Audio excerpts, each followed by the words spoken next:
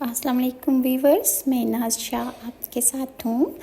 आज मैं आपके साथ शेयर करूँगी कि रसूलुल्लाह सल्लल्लाहु अलैहि वसल्लम के सामने बकरे की रान पेश की गई तो उसकी हड्डी ने रसूलुल्लाह सल्लल्लाहु अलैहि वसल्लम को कैसे इत्तला दी कि वो जहरीली है। सैयदना अबू हुरैरा से रिवायत है, आप फरमाते हैं कि जब खैबर फ़तह हुआ तो रसूलुल्लाह सल्लल्लाहु अलैहि वसल्लम को एक बकरी हदिया दी गई। इस बकरी के गोश्त में जहर भरा हुआ था। रसूलुल्लाह सल्लल्लाहु अलैहि वसल्लम ने फरमाया, यहाँ पर जितने यहूदी हैं सबको मेरे पास जमा करो। चुनाचा सब आप सल्लल्लाहु अलैहि वसल्लम के पास जमा किए गए। रसूलुल्लाह ने उनसे फरमाया, मैं तुमसे एक बात पूछूंगा, तुम लोग मुझे सही सही बताओगे? उन्होंने कहा, हाँ ए अबुल कासिम। फिर आपने इरशाद फरमाया, तुम्हारा बाप बड़ा कौन है? उन्होंने कहा कि फ़लाँ। आपने फरमाया, तुम झूठ बोलते हो, तुम्हारा बाप फ़लाँ है। वो कहने लगे, आपने सच फरमाया है। फिर आपने उनसे पूछा कि अगर मैं तुमसे कोई बात पूछूं तो क्या तुम मुझे सच सच बताओगे? उन्होंने कहा, हाँ ए अबुल कासिम, और अगर हम झूठ बोलेंगे तो आप हमारा झूठ पकड़ लेंगे, जैसा कि आपने हमारे बुज़ुर्गों के बारे में पहचान लिया और हमारा झूठ पकड़ लिया। रसूलुल्लाह सल्लल्लाहु अलैहि वसल्लम ने उनसे पूछा, दोज़ख वाले कौन लोग हैं? उन्होंने कहा कि कुछ दिन तो हम उस दोज़ख में रहेंगे, इसके बाद आप लोग हमारी जगह ले लेंगे, यानी आप लोग अल्लाह ना करे दोज़ख में आ जाएंगे। रसूलुल्लाह सल्लल्लाहु अलैहि वसल्लम ने इरशाद फरमाया, तुम उस जिल्लत के साथ हमेशा पड़े रहोगे, अल्लाह की कसम हम उसमें तुम्हारी जगह कभी भी नहीं लेंगे। आप सल्लल्लाहु अलैहि वसल्लम ने फिर इनसे पूछा, अगर मैं तुमसे एक बात पूछूं तो तुम मुझे उसके मुतल्लिक सच बताओगे? उन्होंने कहा, हाँ। आपने फरमाया, क्या तुम इस बकरी में जहर मिलाया था? उन्होंने कहा, हाँ। आपने पूछा, तुम्हें इस काम पर किसने उभारा? उन्होंने कहा कि हम चाहते हैं कि अगर आप सल्लल्लाहु अलैहि वसल्लम झूठे हुए तो हमें आपसे निजात मिल जाएगी, और अगर आप वाकई सच्चे नबी हुए अल्लाह के तो वो जहर आपको नहीं नुकसान पहुंचा सकेगा और आपको इस बात की खबर हो जाएगी। लिहाजा रसूलुल्लाह सल्लल्लाहु अलैहि वसल्लम को मालूम हो चुका था कि इस गोश्त में जहर है, लिहाजा आपने उसे तनावुल नहीं फरमाया। रसूलुल्लाह सल्लल्लाहु अलैहि वसल्लम ने जब खैबर फ़तह कर लिया और आप इत्मीनान से बैठे हुए थे तो एक औरत के जिसका नाम ज़ैनब बिनतुल हारिस था और वो सलाम बिन मुश्कम की बीवी थी, उसने आपको एक जहर आलूद बकरी हदिया दी। उसने सवाल किया कि रसूलुल्लाह सल्लल्लाहु अलैहि वसल्लम को बकरी का कौन सा हिस्सा ज़्यादा पसंदीदा है? तो उसको बताया गया कि दस्ती का गोश्त रसूलुल्लाह सल्लल्लाहु अलैहि वसल्लम को सबसे ज़्यादा पसंद है। चुनाचा इसने दस्ती में सबसे ज़्यादा जहर मिलाया। फिर आमतौर पर इसने सारी बकरी को ही जहर आलूद कर दिया और रसूलुल्लाह सल्लल्लाहु अलैहि वसल्लम के पास ले आई और आपके सामने रख दिया। आप सल्लल्लाहु अलैहि वसल्लम ने दस्ती का एक टुकड़ा उठाकर खाना चाहा, लेकिन निगलने की बजाय आपने उसे थूक दिया। फिर आपने इरशाद फरमाया कि यह हड्डी मुझे बता रही है कि इसमें जहर मिला हुआ है। इसके बाद आप सल्लल्लाहु अलैहि वसल्लम ने उस औरत को बुलाया और उससे पूछा, तो उसने एतराफ़ कर लिया। आप सल्लल्लाहु अलैहि वसल्लम ने इससे पूछा कि तुमने ऐसा क्यों किया? तो उस औरत ने जवाब दिया कि मैंने सोचा अगर ये बादशाह है तो इससे निजात मिल जाएगी, और अगर ये वाकई अल्लाह का नबी हुआ तो इसे बता दिया जाएगा कि इसमें जहर है। रसूलुल्लाह सल्लल्लाहु अलैहि वसल्लम ने उस औरत को माफ़ कर दिया और इसके मौका पर आप सल्लल्लाहु अलैहि वसल्लम के साथ बशर बिन इब्ने मारूर भी थे। उन्होंने एक लुकमा गोश्त का खा लिया था जिसकी वजह से उनकी वफ़ात हो गई, और आपका एक वाक़या मौजज़ा कि जहर आप पर असर अंदाज ना हो सका, लिहाजा इस जहर की वजह से रसूलुल्लाह सल्लल्लाहु अलैहि वसल्लम के दूसरे साथी जो थे जिन्होंने गोश्त का टुकड़ा चख लिया था, उनका नाम बशर था, وہ اس زہر سے نہ بچ پائے اور وفات پا گئے۔ امام مالک نے اس دلیل کی ہے کہ زہر سے قتل کرنے کا حکم بھی وہی ہے جو اسلحے سے قتل کرنے کا ہے۔ اور حضرت جابر بن سمرہ سے روایت ہے، وہ کہتے ہیں کہ رسول اللہ نے ارشاد فرمایا، بے شک میں مکے میں ایک ایسے پتھر کو پہچانتا ہوں جو نبوت سے پہلے مجھے سلام کیا کرتا تھا، بے شک میں اس پتھر کو اب بھی پہچانتا ہوں۔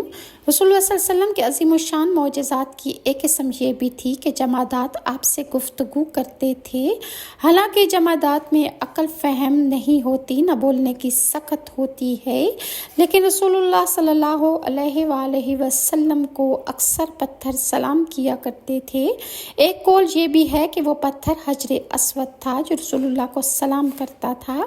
دوسرا قول یہ ہے کہ اس پتھر سے مراد عام گلی محلے کا پتھر تھا۔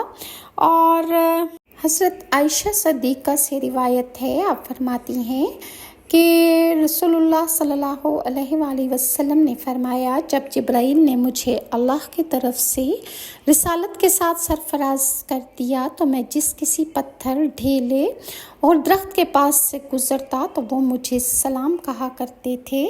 حضرت قتادہ سے روایت ہے، فرماتے ہیں کہ نبی کریم صلی اللہ علیہ وآلہ وسلم احد پہاڑ پر تشریف لے گئے۔ یہ مدینے کا ایک معروف پہاڑ تھا۔ آپ صلی اللہ علیہ وسلم کے ساتھ ابو بکر، عمر، عثمان بھی تھے۔ پہاڑ حرکت کرنے لگا تو نبی کریم صلی اللہ علیہ وسلم نے اسے اپنا پاؤں مارا اور فرمایا، احد ٹھہر جا، بے شک تیرے اوپر ایک نبی، ایک صدیق اور 2 شہید ہیں۔ گویا نبی کریم صلی اللہ علیہ وسلم نے یہ پیشن گوئی فرمائی کہ عمر اور عثمان کو شہید کر دیا جائے گا۔ چنانچہ ابو لولو مجوسی نے عمر رضی اللہ عنہ کو شہید کیا اور عثمان رضی اللہ عنہ بھی ایک مشہور و معروف فتنے میں شہید کر دیے گئے۔ اسی طرح ابو ہریرہ رضی اللہ عنہ فرماتے ہیں کہ مجھے رسول اللہ صلی اللہ علیہ وآلہ وسلم نے رمضان کی زکوٰۃ، صدقہ فطر کی حفاظت پر مقرر کیا۔ اچانک ایک شخص میرے پاس آیا اور غلے میں سے لپ بھر کر اٹھانے لگا۔ میں نے اس شخص کو پکڑ لیا اور کہا کہ اللہ کی قسم میں تجھے رسول اللہ کے پاس لے کر جاؤں گا۔ اس نے کہا، اللہ کی قسم میں بہت محتاج ہوں، میرے بال بچے اور میں سخت ضرورت مند ہوں۔ ابو ہریرہ نے فرمایا کہ میں نے اس کا عذر سن کر اسے چھوڑ دیا۔ جب صبح ہوئی تو نبی صلی اللہ علیہ وآلہ وسلم نے پوچھا، ابو ہریرہ، گزشتہ رات تمہارے قیدی نے کیا کیا تھا؟ میں نے کہا کہ اے اللہ کے رسول، اس نے سخت ضرورت اور بال بچوں کی تنگ دستی کی شکایت کی تو مجھے اس پر رحم آ گیا اور میں نے اس کو چھوڑ دیا۔ آپ صلی اللہ علیہ وآلہ وسلم نے ارشاد فرمایا، وہ تم سے جھوٹ بول کر گیا ہے اور وہ تمہارے پاس دوبارہ آئے گا۔ رسول اللہ کے اس فرمان کی وجہ سے مجھے یقین تھا کہ وہ شخص دوبارہ ضرور آئے گا، چنانچہ میں اس کی طاق میں رہا۔ دوسری رات وہ شخص پھر آیا اور لپ بھر کر غلہ اٹھانے لگا۔ میں نے اس کو پکڑ لیا اور کہا کہ تجھے رسول اللہ کے پاس لے کر جاؤں گا، تو اس نے پھر وہی التجا کی کہ مجھے چھوڑ دے، میں محتاج ہوں اور بال بچوں کی وجہ سے تنگ دست ہوں، اب میں کبھی نہیں آؤں گا۔ ابو ہریرہ فرماتے ہیں کہ مجھے اس پر پھر رحم آ گیا اور میں نے اس کو چھوڑ دیا۔ صبح ہوئی تو رسول اللہ صلی اللہ علیہ وآلہ وسلم نے ارشاد فرمایا، ابو ہریرہ، گزشتہ رات تمہارے قیدی کا کیا بنا؟ میں نے کہا کہ اللہ کے رسول، اس نے پھر اسی سخت ضرورت اور بال بچوں کی پریشانی ظاہر کی تو مجھے اس پر رحم آ گیا، جس کی وجہ سے میں نے اس کو چھوڑ دیا۔ رسول اللہ نے فرمایا، وہ شخص جھوٹ بول کر گیا ہے، اب وہ تمہارے پاس پھر آئے گا۔ چنانچہ اب پھر میں اس کا انتظار کرنے لگا۔ مجھے معلوم تھا کہ رسول اللہ نے کہہ دیا تو یہ بات سچ ہی ہوگی اور وہ شخص ہر صورت دوبارہ آئے گا۔ چنانچہ وہ شخص تیسری مرتبہ پھر آیا اور اس نے غلہ اٹھانا شروع کر دیا۔ میں نے اسے پکڑ لیا اور کہا، اب تمہیں رسول اللہ کے پاس ضرور پہنچاؤں گا، یہ تیسری بار ہے، تم ہر مرتبہ یقین دلاتے رہے ہو، اب نہیں آؤ گے لیکن پھر آ جاتے ہو۔ اس نے مجھے کہا، مجھے چھوڑ دے، میں تمہیں چند ایسے کلمات سکھا دیتا ہوں جن سے اللہ تعالیٰ تمہیں نفعت پہنچائے گا۔ میں نے پوچھا، وہ کلمات کیا ہیں؟ اس نے کہا کہ جب بستر پر جاؤ تو آیت الکرسی پڑھ لیا کرو، اس طرح اللہ تعالیٰ کی طرف سے ایک نگران فرشتہ مسلسل تمہاری حفاظت کرتا رہے گا اور شیطان تمہارے پاس نہیں آ سکے گا، اور اس سے جنات اور جادو کا اثر تم پر نہیں ہوگا۔ چنانچہ اس دفعہ بھی میں نے اسے چھوڑ دیا۔ صبح ہوئی تو رسول اللہ صلی اللہ علیہ وآلہ وسلم نے ارشاد فرمایا، گزشتہ رات تمہارے قیدی نے تمہارے ساتھ کیا معاملہ کیا؟ میں نے عرض کی، اللہ کے رسول، اس نے مجھے چند کلمات سکھائے اور یقین دلایا کہ اللہ تعالیٰ مجھے ان سے فائدہ پہنچائے گا، اس لیے میں نے اسے کل بھی چھوڑ دیا۔ آپ صلی اللہ علیہ وسلم نے دریافت کیا، وہ کلمات کیا ہیں؟ میں نے عرض کی کہ اس نے مجھے کہا کہ جب تم بستر پر آؤ تو شروع سے آخر تک آیت الکرسی پڑھ لو۔ اس نے مجھے یہ بھی کہا کہ اللہ تعالیٰ کی طرف سے تم پر ایک نگران مقرر رہے گا اور صبح تک شیطان تمہارے قریب نہیں آ سکے گا۔ نبی کریم صلی اللہ علیہ وآلہ وسلم نے فرمایا، اگرچہ وہ جھوٹا تھا لیکن تمہیں وہ سچ بات بتا کے چلا گیا ہے۔ ابو ہریرہ، تمہیں معلوم ہے کہ 3 راتوں تک تو کس سے مخاطب تھا؟ میں نے عرض کی کہ اللہ اور اس کا رسول جانتا ہے۔ تو آپ صلی اللہ علیہ وآلہ وسلم نے ارشاد فرمایا کہ وہ شیطان تھا جو 3 رات سے تمہارے پاس آتا رہا اور تمہیں مختلف قسم کے بہانے بنا کر تم سے غلہ لے جاتا رہا، اور اسی طرح رسول اللہ صلی اللہ علیہ وآلہ وسلم کے سامنے پتھر، پہاڑ، ہر چیز اللہ کی تسبیح کرتی تھی۔ ابو نعیم اور امام بہقی نے حضرت ابو ذر سے روایت کیا ہے، وہ فرماتے ہیں کہ رسول اللہ صلی اللہ علیہ وآلہ وسلم اکیلے ہی تشریف فرما تھے۔ میں آپ کی بارگاہ میں حاضر ہوا اور آپ کے ساتھ بیٹھ گیا۔ حضرت ابوبکر صدیق وہاں حاضر ہوئے اور آپ کو سلام عرض کر کے بیٹھ گئے۔ پھر حضرت عمر تشریف لائے اور اس کے بعد حضرت عثمان ذوالنورین بھی حاضر خدمت ہوئے، اور آپ صلی اللہ علیہ وسلم کے سامنے کنکریاں پڑی ہوئی تھیں۔ آپ صلی اللہ علیہ وسلم نے ان کنکریوں کو پکڑا اور اپنی ہتھیلی پر رکھ دیا۔ دست مصطفیٰ صلی اللہ علیہ وآلہ وسلم میں جا کر کنکریاں تسبیح پڑھنے لگی۔ میں نے ان کی آواز کو سنا، ان کی آواز مکھیوں کی بنبناہٹ کی طرح تھی۔ جب آپ صلی اللہ علیہ وسلم نے ان کنکریوں کو نیچے رکھا تو وہ کنکریاں خاموش ہو گئیں اور ان کی تسبیح رک گئی۔ پھر آپ صلی اللہ علیہ وآلہ وسلم نے وہ کنکریاں حضرت ابوبکر صدیق کے ہاتھ پر رکھ دیں تو انہوں نے پھر تسبیح پڑھنا شروع کر دی۔ میں نے ان کنکریوں کی آواز کو سنا تو ان کی آواز مکھیوں کی بنبناہٹ کی طرح تھی۔ حضرت ابوبکر صدیق نے ان کنکریوں کو زمین پر رکھ دیا تو وہ خاموش ہو گئیں۔ آپ صلی اللہ علیہ وسلم نے ان کنکریوں کو پکڑا اور انہیں حضرت عمر فاروق کے ہاتھ پر رکھ دیا۔ کنکریوں نے حضرت عمر فاروق کے ہاتھ مبارک میں جاتے ساتھ ہی تسبیح پڑھنا شروع کر دی۔ ان کی بھی آواز مکھیوں کی بنبناہٹ کی طرح ظاہر ہو رہی تھی۔